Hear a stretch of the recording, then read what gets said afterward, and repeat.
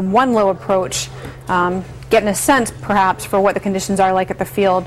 And John, as you mentioned before, one of the real concerns here is that if it comes down with just one landing gear up, it could cause the plane to essentially swerve, flip, and go into a cartwheel, which is a very dangerous situation. So right now I'm sure they're really thinking through how they're going to do this approach, looking at the emergency procedures, reading the book on the plane, the operating manual, to try to figure out anything that they can do. And as I mentioned before, you might even just try to jigger the plane around to see if you can get that gear to dead drop. The flaps are down. That would, well, it may indicate this is going to be an attempted landing. Looking live at this Beech Bonanza, a very popular, very capable, very expensive single-engine plane with no landing gear. It's going to have to come in and make a belly landing at some point. Is this going to be it? We don't know. It's going to get as slow as possible here. Looks like they're coming in and made that belly landing.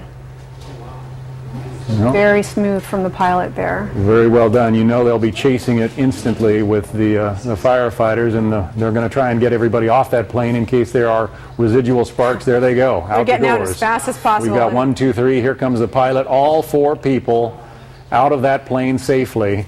You can see the smoke already boiling up from underneath the belly. There's an awful lot of friction when metal slides on concrete and they are at an approach speed.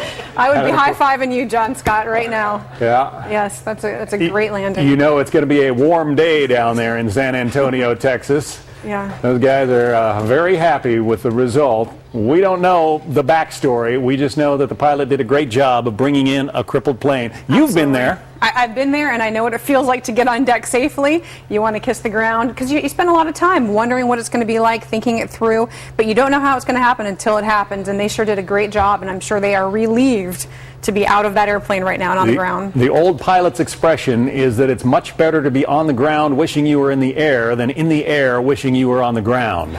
These guys have seen both sides of that equation today.